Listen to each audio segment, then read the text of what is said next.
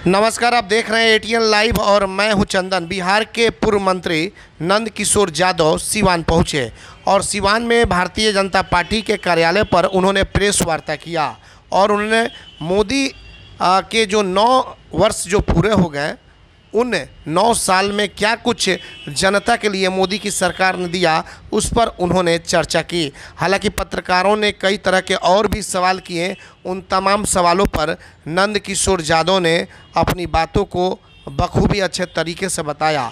तो बिल्कुल आप तस्वीरों में देख सकते हैं कि इस मौके पर जो प्रदेश के उपाध्यक्ष हैं सिवान के पूर्व सांसद ओम प्रकाश यादव, बीजेपी के जिलाध्यक्ष संजय पांडे, दौरौंदा के विधायक करणजीत सिंह और व्यास सिंह के साथ तमाम बीजेपी के नेता एवं कार्यकर्ता पहुंचे हुए थे। पूर्व मंत्री नंद किशोर यादव जैसे ही सिवान पहुंचे, तमाम कार्यकर्ताओं ने सिवान में उनका गर्मजोशी के साथ स्वागत भी किया। तो आइए सीधे ले चलते हैं उनकी प्रेस कॉन्फ्रेंस में और सुनते हैं उनकी बातों को। एटीएन लाइव के लिए चंदन के साथ ऋषु की रिपोर्ट। तो सर, उसका नियंत्रण कैसे होगा? राज्य सरकार की योजनाओं का प्रश्न करने का कोई आवश्यकता नहीं है।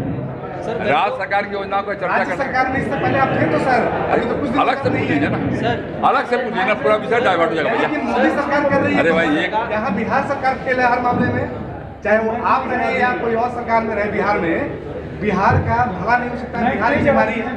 इसका मतलब तो यही हुआ भाई। आपको अगर भाषण देना हो तो बात अलग है यार, लेकिन कोई प्रश्न करो ना भाई।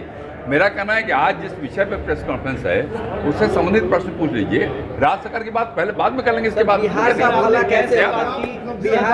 बिहार का भला कैसे? एक बार में एक आदमी बोलो। बिहार का भला कैसे होगा? गैस की बात आपने की, गैस आपने कहा कि गरीब परिवारों तक पहुंचा दिया है, लेकिन गैस का रेट जो है वो दिनों दिन इतना बढ़ता जा रहा है कि मध्यम परिवार गैस का, पेट्रोल का, डीजल का रेट तो जानते हैं आपके विदेशी स्थिति पर निर्भर करता है जो आयात होता है। और आपको जानकारी होना चाहिए कि लगातार रिन्यूएबल एनर्जी पे लगातार जोर दे रही है सरकार। हाइड्रोजन एनर्जी से अब चीज़ें डेवलप की जा रही है और अगर रेट बढ़ता है दुनिया में तो हम बढ़ाते हैं, घटता है तो घटाते भी हैं। सर घटा तो नहीं है पिछले? बिल्कुल घटाया, बिल्कुल घटाया, अभी घटाया। अभी गैस का दाम घटाया 187 रुपया 2 दिन पहले। करके 100 रुपये घटता है, इसका क्या मतलब? सवाल सर, भाजपा तीसरा आम चुनाव जीतने वाली पहली पार्टी है भारत की। आप लोग चुनावी वर्ष में प्रवेश किया है, क्या आप संदेश देंगे सिवान के लोगों को? भाजपा तीसरी बार आम चुनाव जीतने जा रही है, जैसे आप तैयारियां हैं, तो क्या संदेश देंगे सिवान के लोगों को? सिवान की जनता से मैंने एक ही आग्रह किया है कि आपकी ताकत के कारण हम आज यहाँ पहुँचे हैं, हमारी सरकार बनी है। आप और ताकत देंगे और बेहतर काम करके दिखाएंगे, देश का मान दुनिया में बढ़ाएंगे और सबकी चिंता करने का काम करेंगे। गांव, गरीब, किसान, नौजवान, मजदूर, महिलाएं, सबके हितों के लिए हमने कदम बढ़ाया है। और गरीब कल्याण, सबका साथ, सबका विकास, सबका विश्वास, ये हमारा नारा नहीं है, ये हमारा मंत्र है। इसको हम सिद्ध करेंगे। सर, पार्टी एक बार में एक आदमी बोलो भाई। सर, पार्टी के लिए आप लगातार काम उपलब्धियां गिना रहे हैं, लेकिन सिवान में बीजेपी में काफी टूट है। बीजेपी के लोग आपस में ही लड़ रहे हैं। कोई लड़ाई नहीं लड़ा है। भारतीय जनता पार्टी छोड़ दिए हैं। भारतीय जनता पार्टी एकजुट है। भारतीय जनता पार्टी का कार्यकर्ता कोई फूट नहीं है। हम मिलके विरोधियों का सामना कर रहे हैं और करेंगे। जो बयान आ रहा है उसको क्या माना जाए? जो बयान आ रहा है उसको क्या माना जाए? बीजेपी के लोग ही जो बयान दे रहे हैं, चैनल पे ही बयान दे, उसको क्या माना जाए? नहीं, आप छोटी बातों की चर्चा क्यों करते हो यार? मेरी बात सुनो, पूरी बात। अरे भाई, पूरी बात। अब सुनोगे? बिहार का भला कैसे होगा? अरे भाई, आप लोग तो देखो भाई, एक बार में एक आदमी पूछोगे तो मैं बोल बिहार का भला केंद्र के भरोसे होगा। जैसे आपने बोला कि बिहार की जो भी उपलब्धि है उसको नहीं बताएंगे, तो क्या लगता है केंद्र के भरोसे ही बिहार चलेगा और केंद्र नहीं देगी तो बिहार का कुछ नहीं होगा? ये कहाँ कहा मैंने? आपने बोला कि केंद्र की बातें मत गिनवाइए। जैसे ये हम कहाँ कर? शौचालय की बात कहे तो बोलिए वो केंद्र। अरे भैया, विषय क्या है आज के प्रेस कॉन्फ्रेंस का? आप एजेंडा क्यों बदलना चाहते हो भाई? आप एजेंडा क्यों बदलना चाहते हो? भ्रष्टाचार पे लगाम कौन लगाएगा? सरकार लगाएगी। हमने जो किया मैंने बताया आपको। भाई प्रश्न पूछने के बाद जवाब नहीं सुनोगे भाई तो कैसे होगा?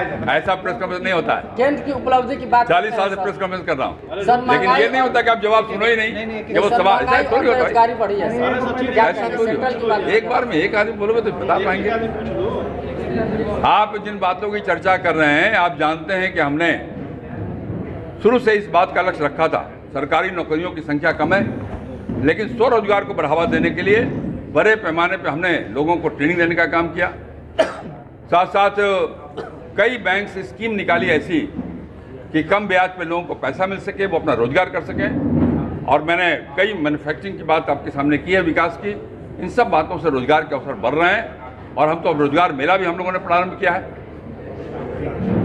पुरानी पेंशन स्कीम जो थी उसको सर पूरे देश में क्यों नहीं लग रहा? वो विषय नहीं है, विषय पे आइए ना। सारा बात आज कर लेना है, जितना बात किया उतना कर भाई, दूसरा बात कर लेना। सर 9 साल की जो आपकी उपलब्धियां हैं, क्या विपक्ष की जो एकता के साथ चुनाव लड़ने की बात है उस पर भारी पड़ेगी? किस विपक्ष की एकता की बात कर रहे हैं आप? अभी तो मैंने देखा 2 दिन पहले अखबार में पढ़ा कि ममता बनर्जी की पार्टी ने, कांग्रेस का एक विधायक था बंगाल में, उसको ममता जी ने अपनी पार्टी में ज्वाइन करा लिया। किस एकता की बात कर रहे हैं? एकता होने से क्या होता है? नेता नहीं तय करता है कि कौन शासन में आएगा, तय करती है देश की जनता।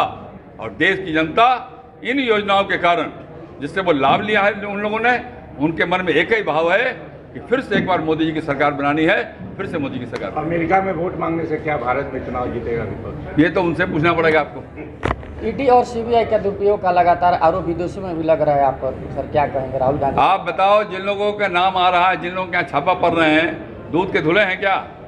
आप यही बताइए। तो अगर कोई गड़बड़ किया हो, किसी पार्टी में रहा हो, किसी बड़े पद पे रहा हो, उसको भ्रष्टाचार करने की छूट मिलनी चाहिए क्या?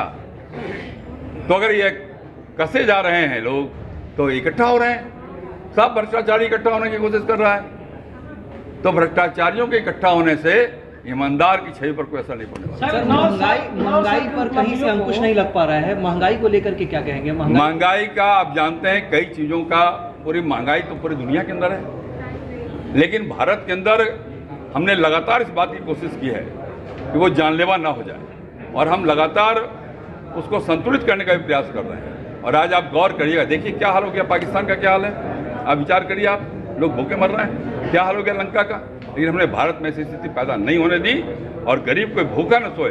3 साल से लगातार वो अनाज देने का काम कर रहे हैं। सर 9 साल अनाज दे करके लोगों को अपन बनाने की कोशिश की जा रही है। 9 साल की उपलब्धियों को आप गिना रहे हैं, बहुत अच्छा काम किए हैं 9 साल में आप। तो फिर जनता के बीच इस बात को बताने की क्या जरूरत है? बताना ही पड़ता, जनता तो जान रही है। लोकतंत्र में क्या है? लोकतंत्र में जनता के पास ही ताकत है, और हर पार्टी को जनता के पास ही जाना है, जनता को ही वोट देना है। तो जनता के बीच में जाएंगे हम तो लोकतांत्रिक व्यवस्था में काम करने वाले लोग हैं। अच्छा, चुनाव सर क्षेत्रीय मुद्दों पर भी होता है, तो क्या मतलब आपके अलायंस से यहाँ से जदयू अलग हो गई है, क्या फर्क पड़ेगा आपकी सर? जदयू वालों की चुनाव लड़ी थी 2014 में, क्या फर्क पड़ा था? 2 सीट आई थी जदयू को। अरे यार सारा लिख खिला तो हो गया। धन्यवाद।